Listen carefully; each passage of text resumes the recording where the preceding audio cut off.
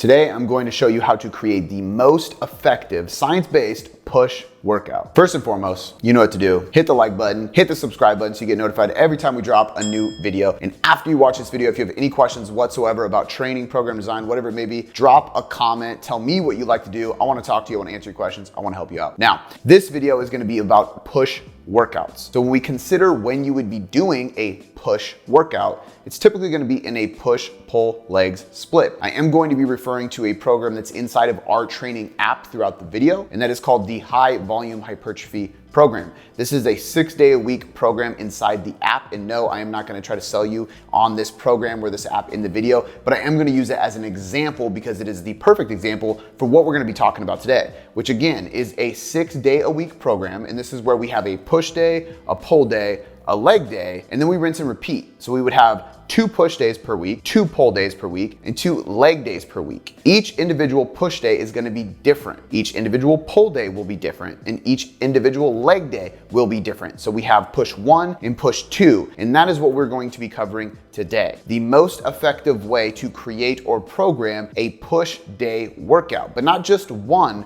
push day workout, an entire week's worth of push day workouts. Because when we are accomplishing a good amount of volume throughout the week and we're training each muscle group more than once per week, it is important to vary our exercise selection, our intensity and rep ranges, as well as the intensity techniques that we use throughout the week. And today in this video, as I cover what a scientific and effective push day workout looks like, I am going to be showing you the parallel workout that would follow later in the week. So the first question you might be having is, why would I want to do a push-pull leg split? Why would I want to be focusing on a push workout? Why not a full body split? Why not a bro split? Why not an upper lower split? And the truth is the number one reason to do a push-pull leg split instead of any of the other ones is because you feel like it. A lot of people try to talk too much science and they forget about adherence and enjoyment in the plan. So if you enjoy 6 days a week in the gym, if you enjoy doing a full push day, which I'm gonna explain today, then it's the right program for you. If we do get into a little bit of the science, the reason you would want to do a push-pull legs split is because you want to accomplish a lot of volume while minimizing overall systemic fatigue and maximizing your recovery. Because the truth is, it is one of the perfect ways to split up your training when we have a lot of volume being done.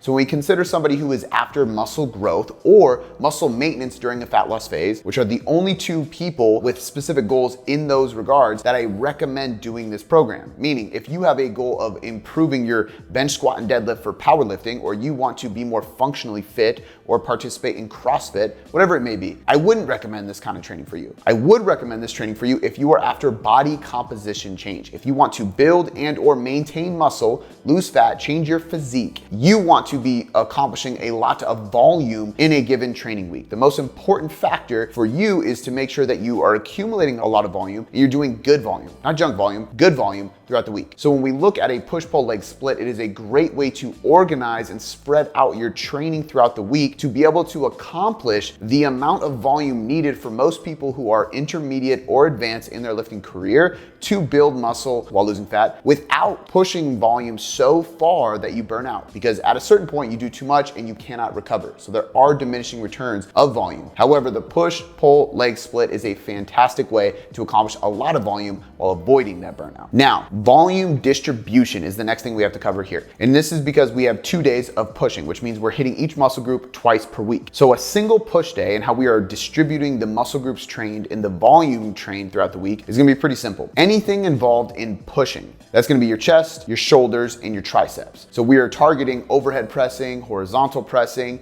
and any accessory lifts for the bench and overhead press, as well as tricep work. Because what we're doing here really is just training our chest, our shoulders, and our triceps. Anything that helps us push or directly leads to better pushing, which is why the triceps are involved. Because at the top of any bench press or overhead press, the triceps are gonna help extend the elbows. So they become an isolation or an accessory exercise to improve your bench and overhead press. For the purposes of bodybuilding, we are categorizing it into a push day and focusing on isolating the muscles. The second step of this volume distribution is looking at day 1 versus day 2. You will have a bench dominant or a chest dominant day, and you will have a shoulder dominant day. Neither day is going to be a tricep dominant day. And the reason is because you can only handle so much tricep volume before you start having elbow issues, or your bench and overhead press, which are much more big bang for your buck exercises, they start to take a hit because your triceps are being so fatigued that you can't bench press or isolate your larger muscles, the shoulders or chest, on those push days. So again, we're gonna distribute the volume pretty evenly. Day one is gonna be more chest focused. You will still hit the shoulders. However, you're gonna have more volume and more intensity, meaning more load because you're doing the bench press on your first push day every week, with a little bit of isolation work for the shoulders and the triceps. And then on the second push day, you are gonna have more volume and more intensity and load driven towards the shoulders because you're doing an overhead press. But you're still gonna have some accessory and isolation work for your chest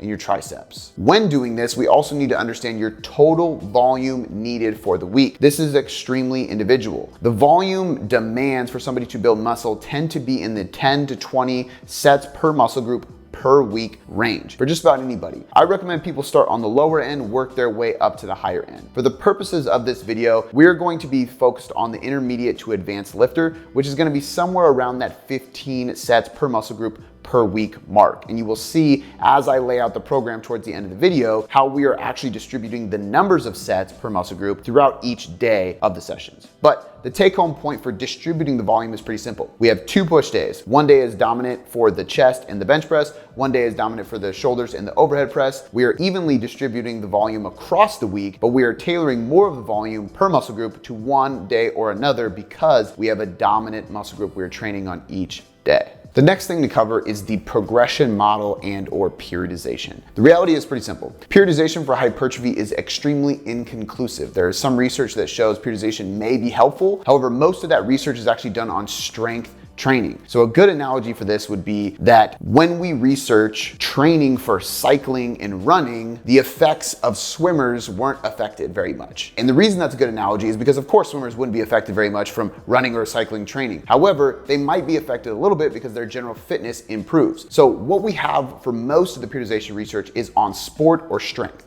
Olympic lifting, powerlifting, things like that. So yes, we might see a small benefit, but not really much, nothing significant for hypertrophy. However, there's very limited research on hypertrophy periodization. And what we do know is that most likely you don't need to look at periodization in the long term, but rather you need to look at periodization in the short term, which is not really periodization, it's programming. Because what that means is instead of having periods of time with low reps, period of times with high reps, like a typical block periodization model that spreads across months and months time, even up to a year, we might be looking at per session or per week, meaning I hit some low reps and some high reps in a single session, or some low reps and some high reps in a single week. This is a much smaller window or frame of time in regards to periodization, which is why I don't even like calling it periodization. I like calling it programming. The progression model is something completely different. This is what we are using to change our rep ranges or decide our rep ranges to make sure that every single week we are actually progressing our training inside the program. For your compound lifts, it is the safest way to stay to be with a linear progression model. And this means that volume is going to decrease, intensity is going to increase. And this is just on the compound lift. So throughout the week when we are doing our bench, squat,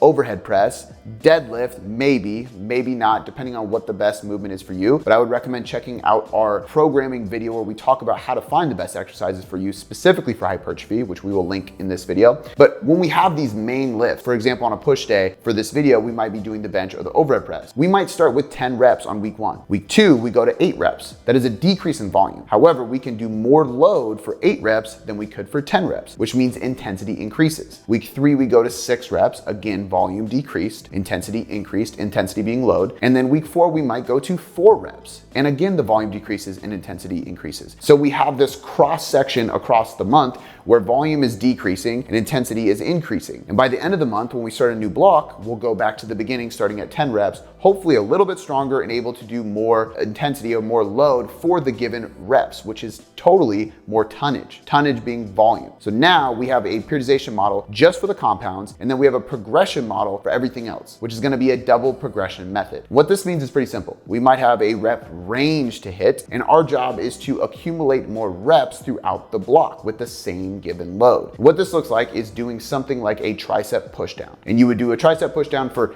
8 to 10 reps. And within that range, let's say that you put the cable machine at 80 pounds. Your job is to choose 80 pounds and try to get 8 to 10 reps. And let's say week 1, you get 9 reps and then 8 reps and then 8 reps on a 3-set exercise. Week 2, maybe you get 9, 9, 9. Week 3, maybe you get 10, 9, 9. Week 4, maybe you get all 10s. Perfect. You maxed out that progression model. Now we either A, increase the load, B, increase the rep range, or C, change the exercise completely. But either way, we're staying in a rep range and we are slowly trying to accumulate volume via reps while using the same intensity week after week. And this is a great way to build muscle and progress isolation and accessory exercises, while we focus on a linear periodization model for the compound lifts alone to simply build strength in those big movement patterns. Third and final way that you can progress or attempt to periodize your hypertrophy training in something like this push-pull legs workout would be to progress sets per week per muscle group, progress volume over time. But you have to be careful with this because at the beginning of a mesocycle, you might be in the gym for 45 minutes, and by the end of it, you might be there for 2 hours if you keep adding sets. And in the other regards, there's diminishing returns with adding sets over time. For example, we know based on research that at a certain point, once you reach a certain amount of sets in a given workout, you actually start to decline your ability to stay anabolic and build muscle. And muscle protein synthesis actually starts to drop. And you usually see this around 10 sets per muscle group per week. So for example, if you are starting your push day, and we do have it laid out to have 8 total sets of chest, but you keep adding sets to try to progress more and more, I would actually tell you to not go any further than just adding 1 set per exercise,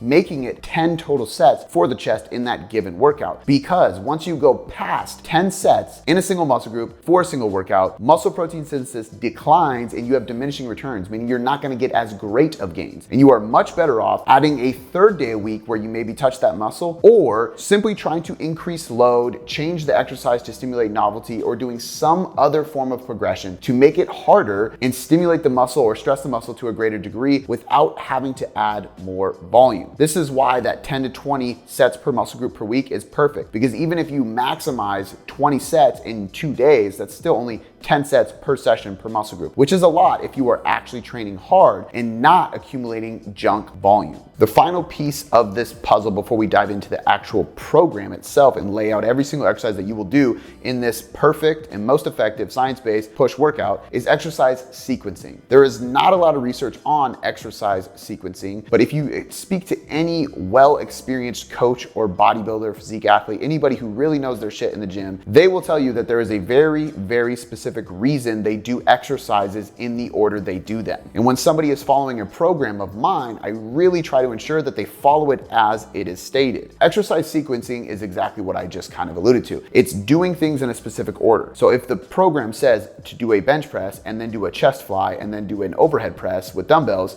that is the exercise sequencing of that session. However, if you couldn't get to the bench press and you moved the overhead press above the bench press and started with that, now your shoulders are fatigued, and pre-fatiguing might actually draw attention to your anterior deltoid, your front deltoid during the bench press, and cause you 1, limited performance, 2, potential injury, and 3, potentially drawing attention away from the muscle you're actually trying to work. So now I'm doing a bench press with poor performance, higher injury risk, and I'm getting less direct stress and stimulus to the muscle that I'm actually focused on building in that exercise, which defeats the purpose. In the same regards, maybe I moved the chest fly above the bench press, which was very common in the older bodybuilding years because it was a pre-fatigue method. And we assumed that if we draw a bunch of blood flow to the pecs by doing chest flies and then going to a barbell bench press, we're going to build more muscle. But now we know that it literally just limits performance. And if we limit performance by tiring out our pecs before going to the bench, we drop total volume, and total volume is the main driver of hypertrophy. So instead of putting it first, we're better off leaving it second so we can get the most out of the bench and then move on to the chest fly and still get just as much out of that. And that's the other reason why we would do exercise sequencing. We want to order our exercises in an order that allows us to focus on the most neurologically stimulative and fatiguing things first. So if we think of a bench press, it requires the most thought process and attention to detail. It has the highest injury risk, and it generally takes the most energy out of us. Because of those reasons, we want to put it first. And it's also why we only do it once a week. And on the next push day, we would do an overhead press, and that would be first. Because the big barbell movements typically take more out of us and have a higher injury risk and have a heavier load, which means there's more stress on the muscle, the joint, and our nervous system. We need to prioritize those things first. Then we can prioritize things in order of muscle groups focus that don't negatively impact the next exercise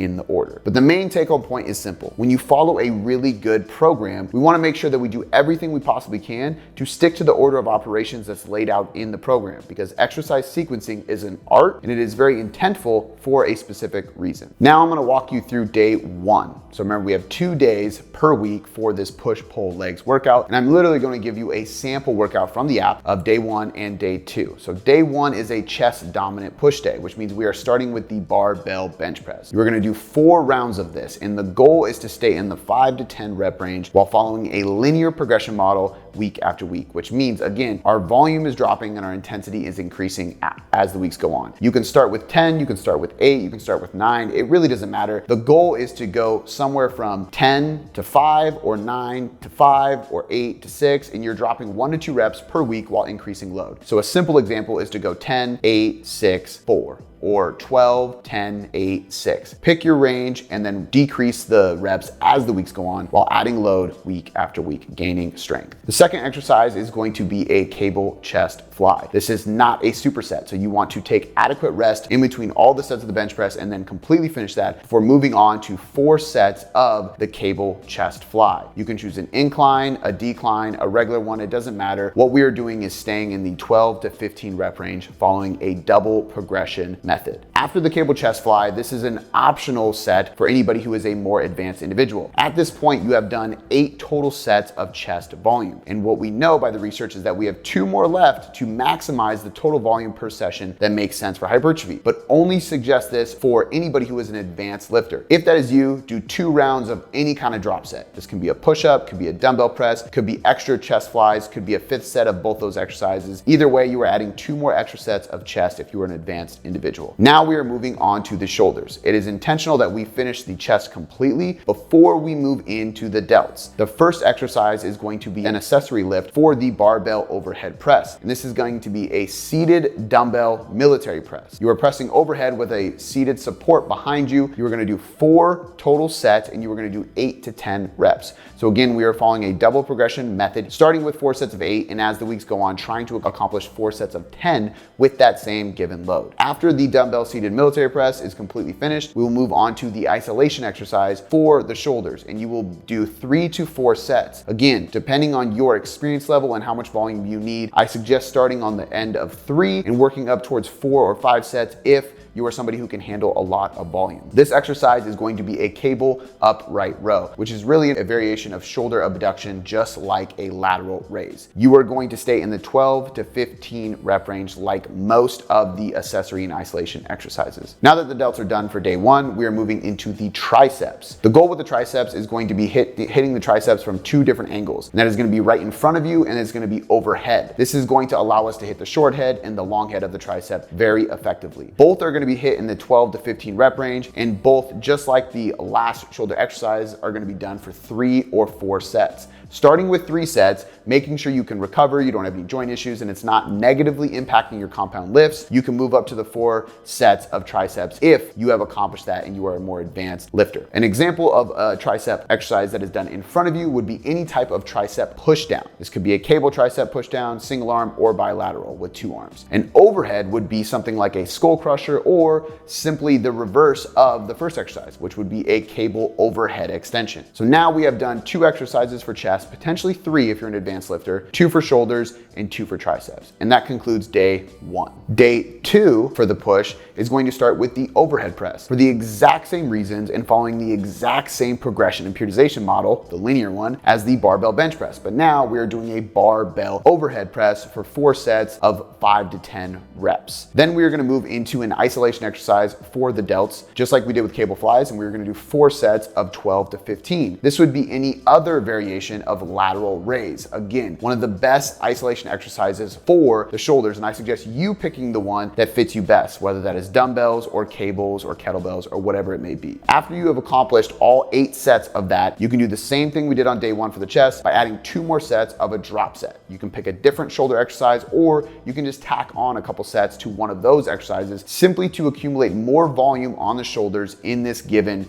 push day number 2 that is shoulder dominant. After we have finished the delts or the shoulders, we are moving on to the bench press, and we are going to do an accessory exercise for the barbell bench press, which today it's going to be a low incline dumbbell chest press. So you can do a flat chest press, you can do a floor press, there's many different dumbbell variations, but we want to get away from the barbell. We want to use a hammer strength machine or some dumbbells just to make the grip more natural, be a little bit easier on our shoulders, and still isolate the chest. We're gonna do 4 rounds of 8 to 10 reps following that same double progression method. After we have accomplished this accessory lift for the bench press, we're moving into an isolation exercise for the chest. And that is gonna be another fly variation. So if you did a incline fly on day 1, you are going to do a decline or a flat fly on day 2. You can use dumbbells, but I usually recommend something like a cable for chest flies simply because the resistance curve is a little bit better and it typically feels a little bit easier on the shoulders. You are going to do 4 sets of 12 to 15. If you are newer to lifting or you aren't as experienced and can't handle as much volume, I would drop that to 3. So much like day 1, we have this range of 3 to 4 rounds for some of these exercises. Now that we finished the chest, we go into the triceps, and we are literally going to do the exact same thing as day 1. We are just going to choose different exercise variations. So if we chose the tricep straight bar push down on the cable machine day 1, we might do a crossing cable tricep push down, which is my personal favorite, on day 2. We're still doing it in front of our body. We're still doing a push down in nature, but we are going to intentionally choose a different exercise just for the novelty stimulus, just to hit the triceps in a different way. And sometimes I recommend doing something like a crossing cable or just a single arm cable, simply to introduce a unilateral movement and really isolate limb by limb and not compromise your balance in a movement, because sometimes we can compensate and use one side more than the other, which is why unilateral exercises are extremely valuable. And then in the reverse, we're gonna do the same thing for overhead. So maybe we do a single arm overhead extension, or if we did a rope overhead cable extension on day 1, we'll do a dumbbell skull crusher on day 2. But nonetheless, the same thing, 3 to 4 rounds of each, depending on your experience level, 12 to 15 reps following a double progression method. And we are doing the exact same movement patterns as day 1, just different exercise variety. And there you have it. That is the most effective science-based push workout that fits perfectly into a push-pull legs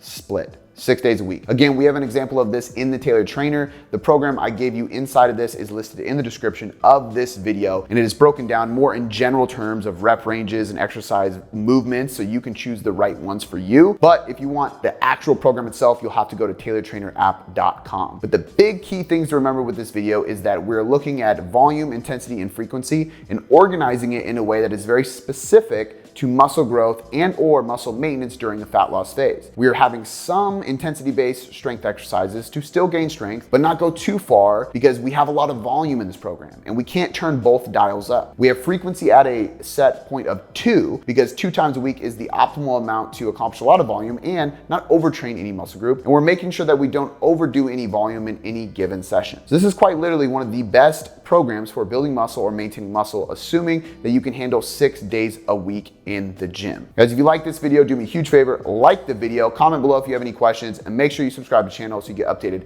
every single time we drop a new video. I'll catch you next time.